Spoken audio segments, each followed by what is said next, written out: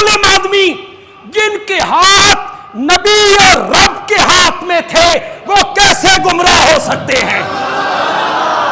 کیسے راستے سے بھٹک سکتے ہیں؟ وہ کیسے ظلم کی طرف جا سکتے ہیں؟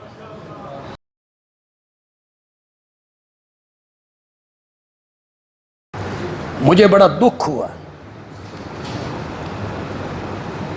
پہلے جو کچھ مرزا جہلمی کہتا رہا،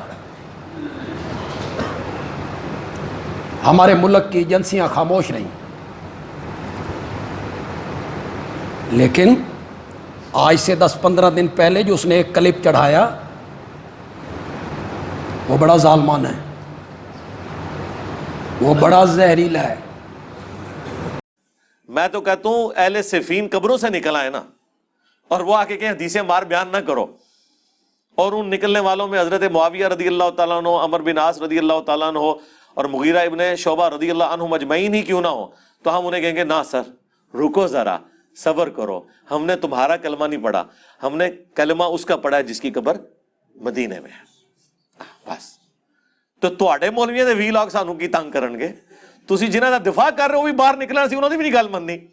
اور اس سے بڑھ کر ہم انہیں ساتھ یہ بھی کہیں گے کہ حضرت ہماری قسمت اچھی ہے کہ ہم آپ کے زمانے میں نہیں، ورنہ آپ کے اوپر تلوار ہم سونت لیتے مولا علی کے حق میں، اور آپ کی قسمت اچھی ہے کہ آپ ہم سے بچ گئے، لیکن اب ہم اپنی زبان تو کم از کم کھولیں گے، اس زمانے میں تو ہم نے تلوار بھی اٹھا لینی تھی، تو اب آپ تلوار سے بچ گئے لیکن زبان سے نہیں بچیں گے، اس لیے اس میں وہ کہتا ہے کہ حضرت معاویہ رضی اللہ تعالیٰ عنہ اور حضرت مغیرہ بن شعبہ رضی اللہ تعالیٰ عنہ اور حضرت عمر ابن العاص رضی اللہ تعالیٰ عنہ اپنی قبروں سے نکل کے آئیں اور ہمیں اپنی بات منوانا چاہیں تو ہم ان سے کہیں گے ٹھہرو، صبر کرو، رکو، یہ تو اللہ کا ہم پہ کرم ہوا کہ ہم اس وقت نہیں تھے، ورنہ ہم تم پر تلواریں سونت کے آ جاتے۔ چلو اس وقت تو ہم نہیں تھے، ہم تلواریں نہیں سونت سکے، ہماری تلواریں رکی رہیں، زبان تو ہم چلا سکتے ہیں، ہماری زبان تو بند نہیں ہو سکتی۔ کن کو کہہ رہے ہیں؟ آبا کو، حضرت مغیرہ بن شعبہ کو۔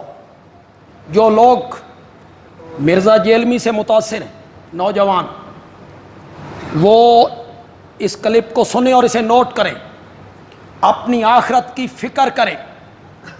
اہل سنت کا یہ نظریہ نہیں ہے، بے شک، خدا گواہ اہل سنت کا یہ نظریہ نہیں ہے۔ اہل سنت کا نظریہ یہ ہے کہ صحابہ کے جو اختلافات ہیں اس میں ہم نے اپنی زبانیں بند رکھنی ہیں۔ اہل سنت کا کیا موقف ہے؟ زبان کیا رکھنی ہے؟ ہم نے کسی کے متعلق کچھ نہیں کہنا، یہ اہل سنت کا موقف ہے۔ اور یہ آدمی کہتا ہے میں تلوار سونت کے آ جاتا، ہم تلوار سونت کے آ جاتے۔ چلو ہم تلواریں نہیں سونت سکے تو ہماری زبانیں تو کوئی بند نہیں کر سکتا۔ کن کے متعلق زبان چلانا چاہتے ہو میاں؟ مغیرہ بن شعبہ، مغیرہ بن شعبہ ان 1400 صحابہ میں شامل ہے جنہوں نے درخت کے نیچے بیٹھ کر میرے نبی کے ہاتھ پر بیعت کی تھی، اور میرے رب نے قسم اٹھا کر انہیں اپنی رضا کی سند عطا کی تھی۔ اس مغیرہ ابن شعبہ کو بھونکنے لگے ہو؟ صرف شامل نہیں، اٹھاؤ کتابیں، خود پہنا ہوا ہے، تلوار ہاتھ میں، اور میرے نبی کے سرہانے کھڑا ہے میرے نبی کی حفاظت کرتے ہوئے۔ اور عروہ بن مسعود جو مشرکین کا نمائندہ تھا، وہ جب آیا تو بار بار توہین آمیز لہجے میں اپنا ہاتھ میرے نبی کی داڑھی مبارک کی طرف لے جاتا تھا، بار بار بات کرتے ہوئے یہاں ہاتھ رکھتا تھا، اور ہر مرتبہ حضرت مغیرہ تلوار کی نوک سے اس کا ہاتھ ہٹاتے تھے. ان کا چچا تھا, وہ نہیں پہچانتا تھا کہ یہ میرا بھتیجا ہے, انہوں نے خود پہنا ہوا تھا. اور جب اس نے ایک دو مرتبہ بعد پھر ہاتھ اٹھایا تو انہیں کہا اپنا ہاتھ پیچھے کر, اگر تم نے اپنا ہاتھ میرے نبی کی داڑھی مبارک کی طرف اٹھایا تو میں اس تلوار سے تیرا ہاتھ قلم کر کے رکھ دوں گا. مغیرہ, حضرت مغیرہ بن شعبہ رضی اللہ تعالیٰ عنہ, اور شرم کرو, مغیرہ بن شعبہ ننگی تلوار لے کر میرے نبی کی حفاظت میں کھڑا ہے, اور تو کہتا ہے میں مغیرہ کے خلاف تلوار اٹھا کے آ جاتا. اس مغیرہ کے خلاف تو تلوار اٹھانا چاہتا ہے جو میرے نبی کی حفاظت کے لیے تلوار اٹھا کے کھڑا ہے. میرے نبی نے فرمایا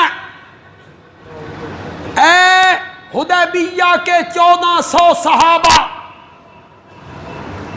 انتم خیر اہل الارض.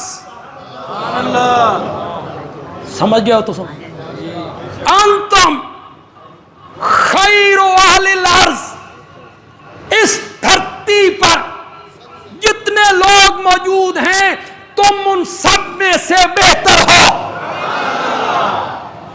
تو اس مغیرہ کے خلاف تو کہتا ہے میں تلوار سونت کے آ جاتا. چلو ہم تلواریں تو نہیں سونت سکے, زبان تو ہمارے پاس ہے. تیری زبان رب نے تجھے اس لیے دی ہے کہ تو حضرت مغیرہ بن شعبہ, حضرت عمر بن العاص, جانتے ہو عمر بن العاص کو مصر فتح کر کے دیا تھا, نکمے آدمی, فاتح مصر. اور جب بیعت کی تو میرے نبی کو کہتا ہے ابسط یمینک, اپنا دائیں ہاتھ پھیلائیے, میں آپ کے ہاتھ پہ بیعت کرنا چاہتا ہوں, اسلام کی بیعت. نبی پاک نے ہاتھ پھیلایا, انہوں نے ہاتھ پیچھے کھینچ لیا. نبی پاک نے فرمایا خود کہتے ہو ہاتھ پھیلاؤ بیعت کرنا چاہتا ہوں, میں نے ہاتھ پھیلایا تو اپنا ہاتھ پیچھے کھینچ لیا. حضرت عمر بن العاص کہتی ہیں ویسے بیعت تھوڑے کروں گا, شرط لگا کے کروں گا. ماذا تشترطو, کیا شرط لگانا چاہتے ہو؟ یا رسول اللہ ساری زندگی آپ کی مخالفت کی ہے, شرک کی ہے, مجھے ضمانت دو, اللہ میرے پچھلے سارے گناہ معاف کر دے, پھر بیعت کروں گا. آپ نے فرمایا اما علمت یا عمر, عمر تم نہیں جانتے ہو ان الاسلام یہدم ما کان قبلہ, اسلام کا قبول کرنا پچھلے سارے گناہوں کو مٹا کے رکھ دیتا. جس عمر بن العاص نے مصر فتح کر کے دیا, تو کہتا ہے میں ان کے خلاف تلوار سونت کے آؤں گا, میں ان کے خلاف تلوار سونت لیتا, میں معاویہ کے خلاف تلوار سونت لیتا, میں عمر بن العاص کے خلاف تلوار سونت لیتا. چلو ہماری تلواریں تو نہیں سونتی گئیں, ہماری زبان تو کھلی ہے, نہیں کھلی. اگر محمد عربی کا کلمہ پڑھتے ہو صلی اللہ علیہ وسلم, اگر نبی پاک کا کلمہ پڑھتے ہو تو میرے نبی نے کہا تھا اللہ اللہ فی اصحابی لا تتخذوہم غرضا من بعدی, میرے صحابہ کے معاملے میں اللہ سے ڈرو, میرے بعد انہیں تنقید کا نشانہ نہیں بنانا. اگر نبی پاک کا کلمہ پڑھتے ہو تو میرے نبی کے اس ارشاد کو مانو. میرے نبی نے فرمایا اکرموا وصحابی, میرے صحابہ کا احترام کرو, میرے صحابہ کی عزت کرو. کوئی ایک حدیث ہے, کئی علماء نے اس میں گفتگو کی کہ اللہ نے ہماری تلواروں کو بچایا ہے. آج ہم سب کا ذکر خیر کرتے, صحابہ کا, تمہاری زبانیں آزاد, تلواریں تم نہیں سونچ سکے تو تمہاری زبانیں آج کھلی ہیں. کس کے خلاف زبان آپ چلانا چاہتے ہیں؟ صحابہ کے خلاف. میرے نبی کی محفل میں رہنے والوں کے خلاف، میرے نبی کا ساتھ نبھانے والوں کے خلاف۔ حضرت عائشہ کا قول پڑھو مسلم میں،